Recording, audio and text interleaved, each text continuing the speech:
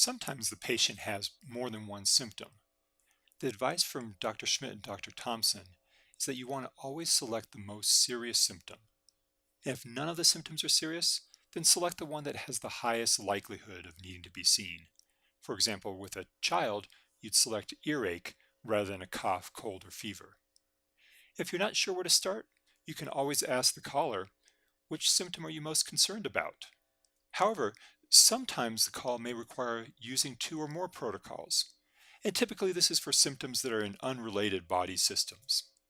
So let's see how that works in ClearTriage.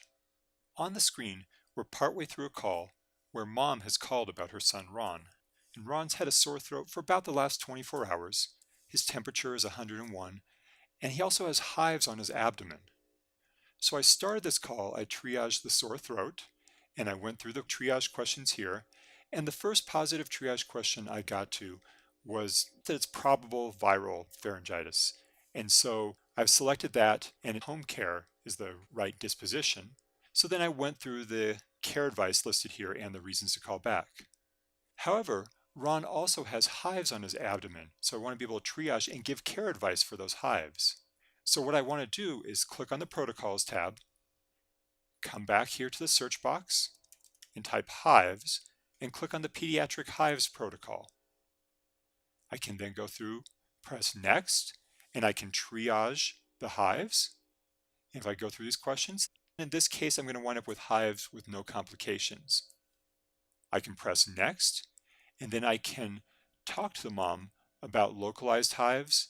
I can talk about providing Benadryl for itching, and I can talk about the reasons to call back if the hives persist after a second dose of Benadryl, if the itching is not relieved, and so on.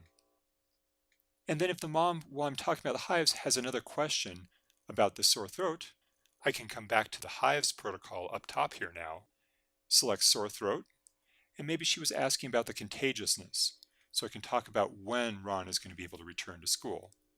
And then I can go back to the hives protocol, so I can move back and forth between those two protocols. When I'm done, I'll press copy and go to my EMR, which in this case is Office Practicum. And in the message screen here, I'm going to right click and choose paste. My note on top now has the assessment that I typed, and it has a note that I use more than one protocol. And the highest disposition for both of the protocols is home care. I then have information about the sore throat triage that I did, and the positive triage question, the care advice there, and I have information about the hives protocol and the care advice that I gave there. Let's go back to ClearTriage, and there are a couple tips I want to give you as far as using more than one protocol. First, an important one is that if the caller has one symptom and fever, you don't need to use the fever protocol as a second protocol. All symptoms where fever is a relevant symptom have fever in the triage questions, whether that's vomiting or cough or sore throat. There are fever questions throughout that protocol. So the fever protocol is used only if fever is the only symptom for that call. The next two tips are technical tips. So if you know that you need to use more than one protocol in a call, let's go back to that call where mom's calling about Ron with the sore throat and hives. I can add both of those protocols at the start of my call. So I can type sore throat, and if I hold down the Shift key while I click on sore throat, it will add that protocol to my call.